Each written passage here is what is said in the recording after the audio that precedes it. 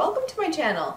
My name is Jess and I am the CEO and everything at Stark Skincare, which is a teeny tiny little brand that is pretty damn awesome. I do encourage you to check it out. I'll leave a link below so you can go on my website, look at my products, buy all the things. You won't be sorry.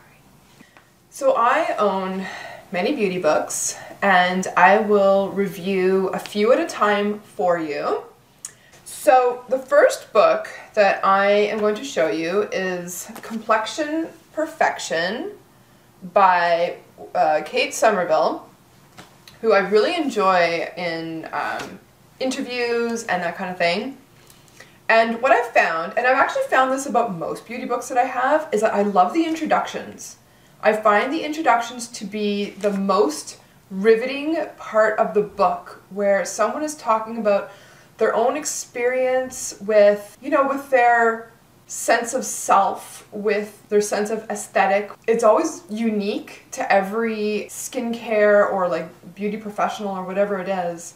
But the journeys are always very interesting, I find, and I especially like them when, like, this path where a person discovers that they are a healer of a different kind. Type of story that I really enjoy. Kate has her own version of that in her story, so I really like the introduction about how she got started on her own path. And then the first part is all about getting to know your skin, how the skin works, and just like a really good basic overview. It's good for like the lay person who just wants to understand a bit better how to protect their skin, how to properly cleanse it, how to go about having a good daily routine. And then it really goes into more specific routines. So talking about injectables, talking about different procedures, talking about what she recommends having done professionally, so different kinds of facials, different kinds of therapy, that kind of stuff. So it's interesting if you've never had any kind of treatment and you're wondering what you should have done. And by the way, I haven't had a facial in like 15 years. I'm right there with you with like reading up on it and just being like, oh, what should I go for? Like, what am I interested in? And determining how to find the right professional for my needs and that kind of thing. So it's really interesting. She talks a lot about different vitamins, different minerals that the skin needs, healing the skin from the inside out, the outside in. So it's really, it's definitely nice. But then it gets to a point, it's probably like right around like here, in the book, where it gets very repetitive. And then it goes like really heavily into case studies, routines, before and afters, talking about her own patients. So like a lot of just like, oh, this was like before she came in, this is after I treated her, that kind of thing, which I guess is useful, but it did, like, I found myself just like flipping through. So, I don't know, unless you recognize yourself in like one of her patients, it might not be all that section might not be all that interesting to you. If you already have a very good basic knowledge of how skin functions and what skin needs, it will feel a bit basic.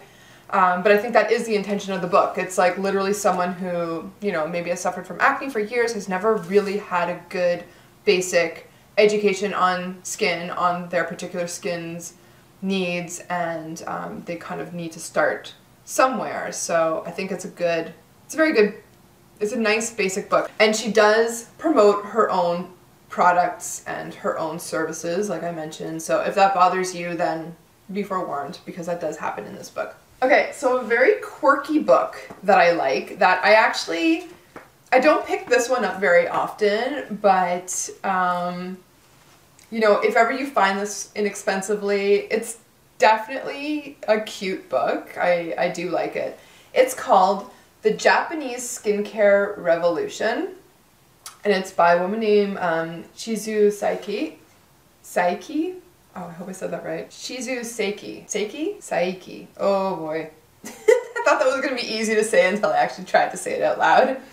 But she is a master esthetician from Japan, and she's been in business for something like 60 years, like a really, really long time. She is very old, she's gorgeous, and she's awesome, and I love her advice. And it has that very Eastern approach. It's very holistic, it's very mind-body, but it's also just not about buying a bunch of products or following a bunch of procedures or a bunch of like stuff that starts to feel very out of your own control. She's very much about using what you have, taking control and ownership over your own skin care and what your skin needs, and really getting in touch with yourself, basically.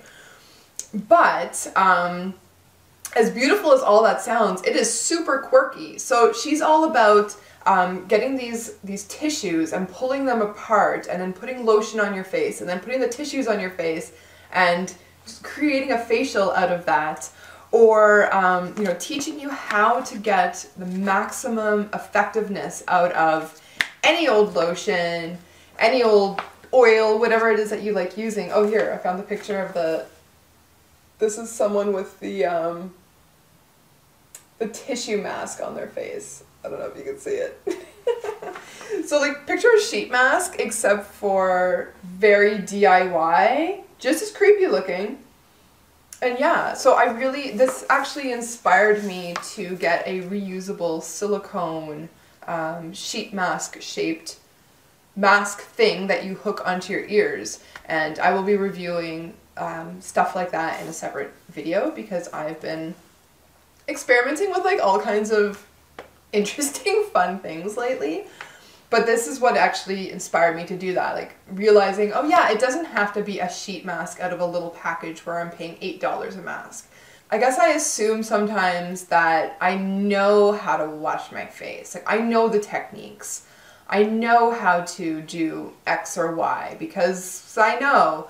But this is like a different way of doing stuff, like how to remove your eye makeup, and you know, there's all kinds of like motions and movements and like really, really simple tools. And it's really thorough, and it's really about taking your time for self-care, which I love. There's a lot of massage in here, and it's got that very, I guess I'm just going to assume that this is sort of like a very Asian approach to just beauty in general, where it's pretty blunt. So it's like, you know, fight the double chin. And then it's like how to fight your double chin. So it's not just like, oh, you have acne, it's about healing, and just sort of the language that we sometimes use here. This is translated from Japanese, so it does have a certain bluntness, but the bluntness is very light-hearted, if that makes any sense.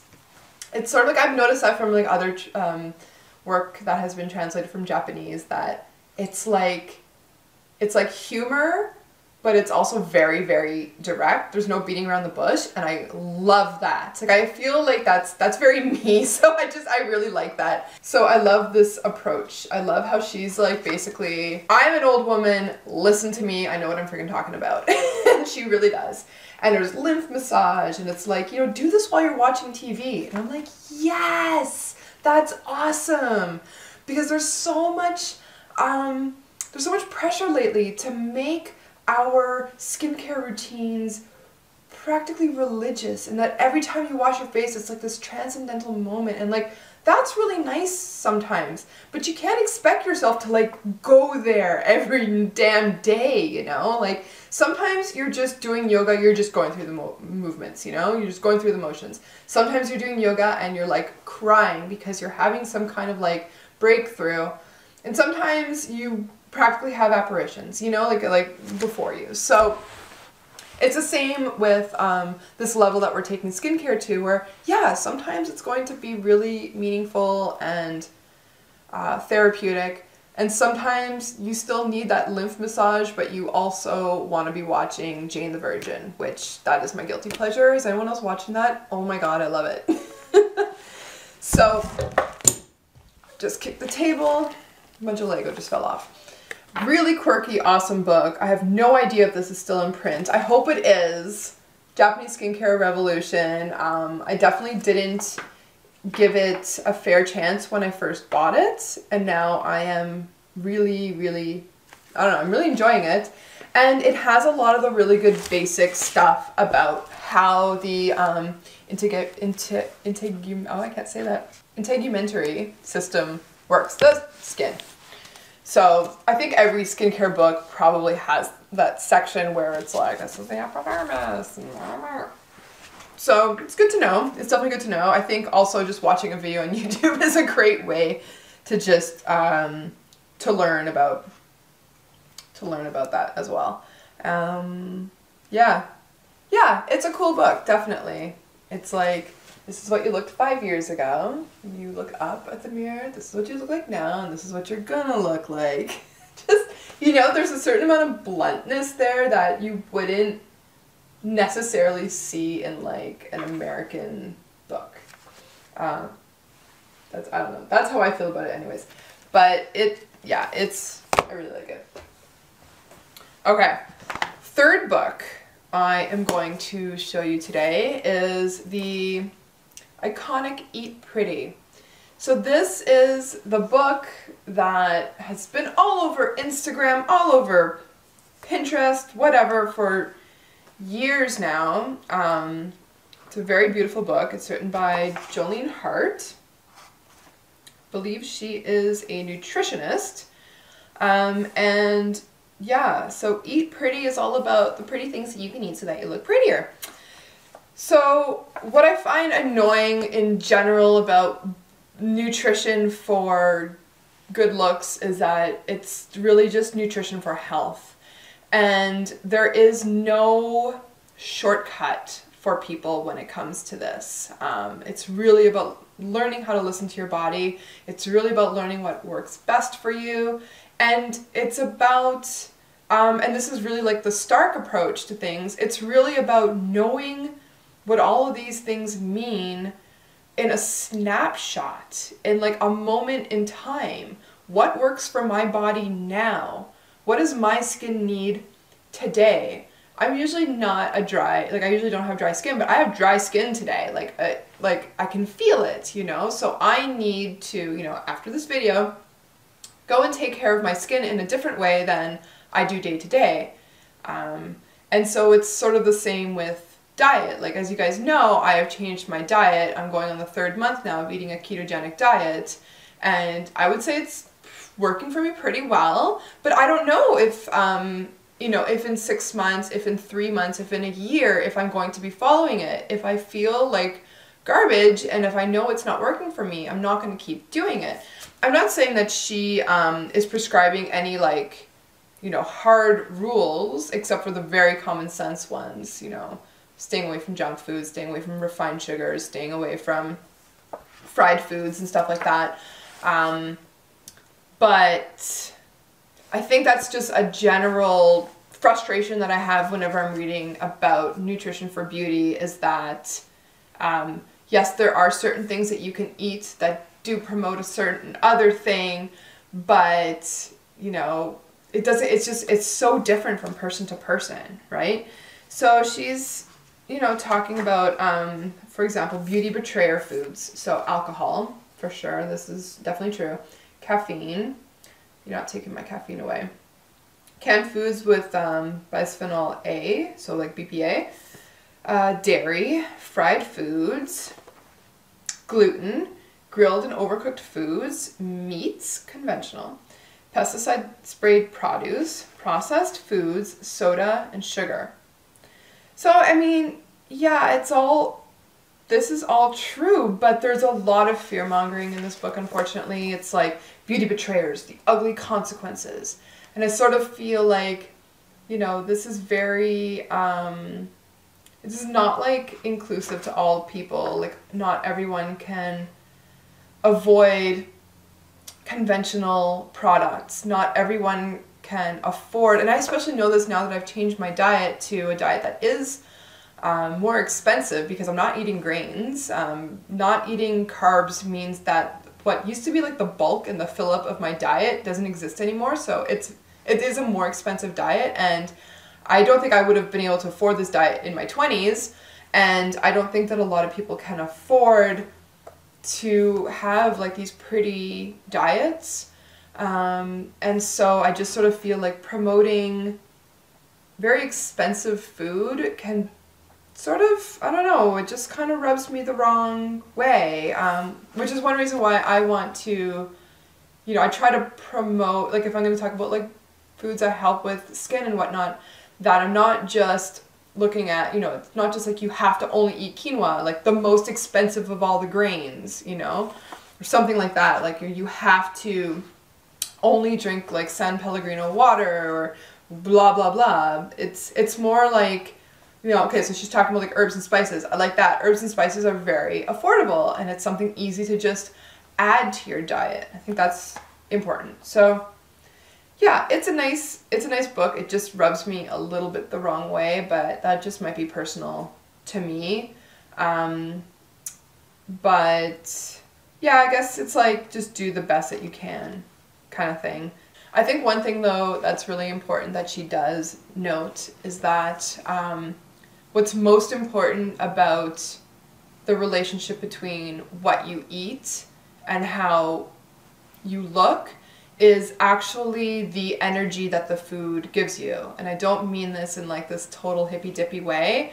What I mean is that some foods nourish you and give you energy that actually feels good to your body, that actually sustains you and keeps your head very clear and makes you feel better. You can make better decisions.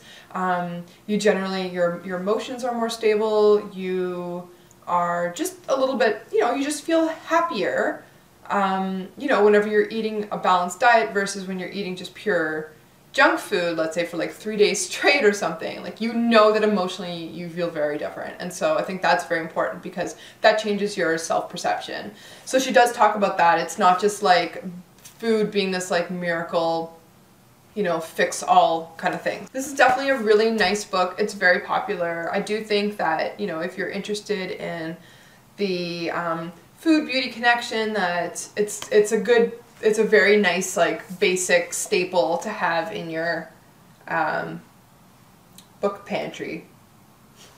I don't know. It's called a bookshelf. Okay, so that's it for today. I got lots more books to get through, and I hope you enjoyed. Bye! Back to my channel. K or E A er E A ooh. Let me try that again. Hey guys. The voice is different.